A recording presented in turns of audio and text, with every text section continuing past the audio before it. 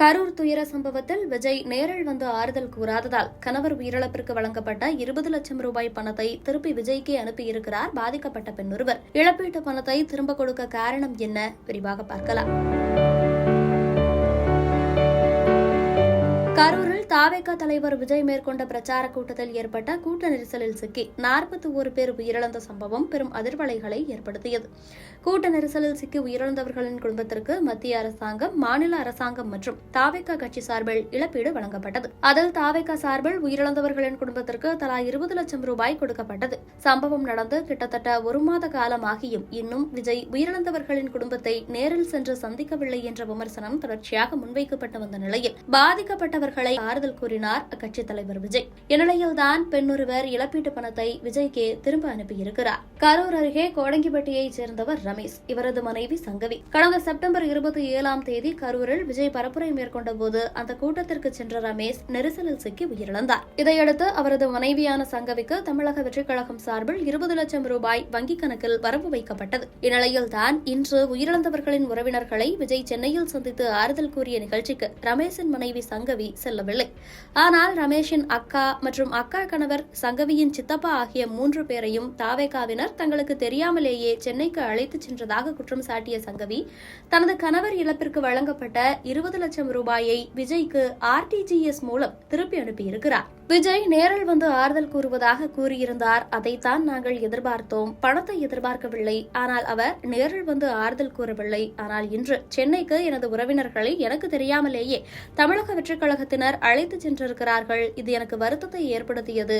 விஜய் எனக்கு வழங்கிய 20 லட்சம் ரூபாயை அவரது அக்கவுண்டுக்கே திருப்பி அனுப்பிவிட்டேன் என அவர் செய்தியாளர்களிடம் தெரிவித்துள்ளார். கரூர் துயர சம்பவத்தில் உயிரிழந்த ஒருவரின் மனைவி தனக்கு வழங்கப்பட்ட 20 லட்சம் ரூபாய் இழப்பீட்டு பணத்தை தமிழக வெற்றிக் கழகத்திற்கு திருப்பி அனுப்பிய சம்பவம் பேசுபொருளாக மாறியுள்ளது.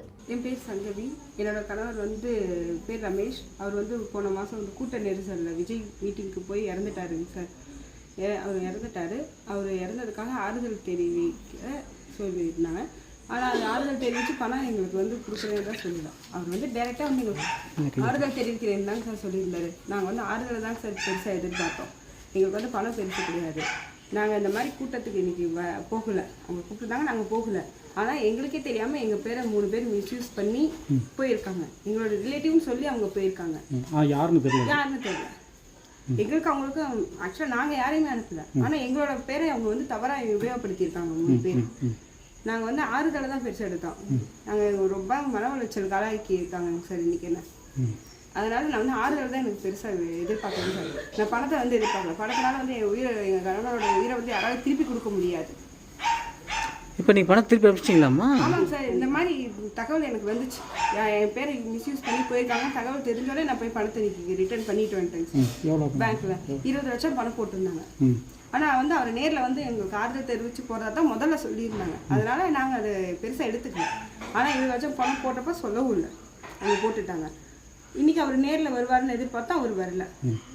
எங்களை சொல்லியிருந்தாங்க நாங்கள் நேரில் வரணும். நாங்களாம் போக விருப்பம் இல்லை. எந்த கூட்டத்துக்கு போய் தான் என் கணவர் இறந்துட்டாரு சார். மறுபடியும் எந்த கூட்டத்துக்கும் நாங்கள் போகல.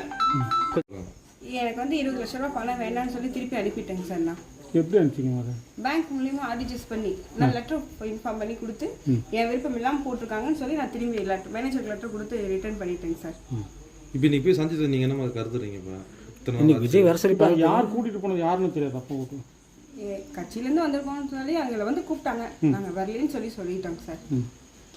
ஆனால் வேற யாரையும் கூட்டிட்டு போயிருக்காங்க. வேற யாரும் எங்களோட பேரை மிஸ்யூஸ் பண்ணி யாரோ போயிருக்காங்க. அது எப்படி தெரியும் உங்களுக்கு? அவங்க வேற யாரோ போயிருக்காங்க.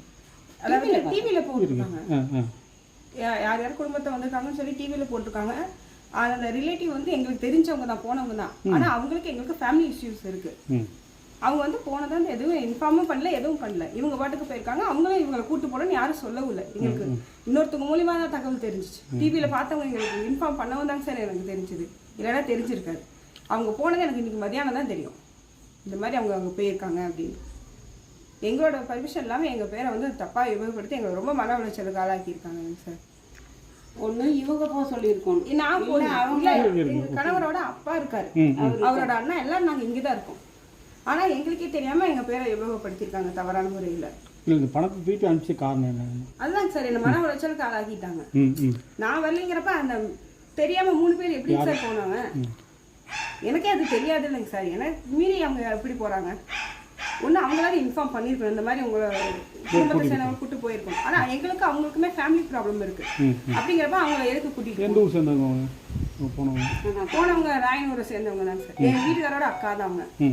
அக்கா வீட்டுக்கார் போயிருக்காங்க, எங்கள் சித்தப்பங்க. ஆனால் அவங்களுக்கு எங்களுக்கு ஃபேமிலி ப்ராப்ளம் இருக்குது.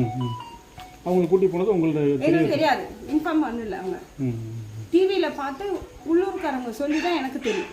அது வரைக்கும் தெரியாது. காலையில் கடைக்கு போயிருக்காங்க அம்மா, அவங்ககிட்ட சொல்லியிருக்காங்க. அவங்க வீட்டு சொந்தவங்க போயிருக்காங்க, ஏன் நீங்கள் போகலையான்னு கேட்டவங்க எங்களுக்கு தெரியும். அது வரைக்கும் எங்களுக்கு போனதே தெரியாது. எங்களுக்கு ஃபேமிலி ப்ராப்ளம் இருக்கும்போது எங்களை மிஸ்யூஸ் பண்ணி அவங்க யூஸ் பண்ணி இருக்கிட்டாங்க. எங்களோட பேரை கெடுக்கிறதுக்கு, எங்களை மன உளைச்சலுக்கு ஆளாக்கணும்னு இவங்க பண்ணியிருக்காங்க. ஆனால் அந்த பணம் உங்களுக்கு அவங்க உட்காந்து வந்துச்சா? 20 லட்சம் வந்துச்சா? 20 லட்ச ரூபா போட்டது என் கம்மில் தான் 20 லட்சம் வந்துச்சு. ஆனால் அவர் வந்து நேரில் வந்து ஆறுதல் தெரிவிக்கிறார் தான் ஆரம்பத்துலேருந்து சொல்லியிருந்தாங்க. அதைத்தான் நான் நம்பினேன். அதனால தான் வீடியோ காலில் கூட பேசுறதை நான் சொல்லியிருக்கேன் ஏற்கனவே. அவர் வந்து நேரில் வந்து எங்களுக்கு பெருசாக வந்து ஆறுதல் தெரிவிக்கணுங்கிறது தான் நான் எங்களோட விருப்பம். எங்களுக்கு வந்து பணக்காசு பெருசு கிடையாது சார். பணக்காசு வச்சு இப்போ இறந்த இவங்க நபரை திருப்பி கொண்டு வர முடியாது. அது நேரில் தெரிவித்து எல்லாத்துக்கும் ரொம்ப நன்றி.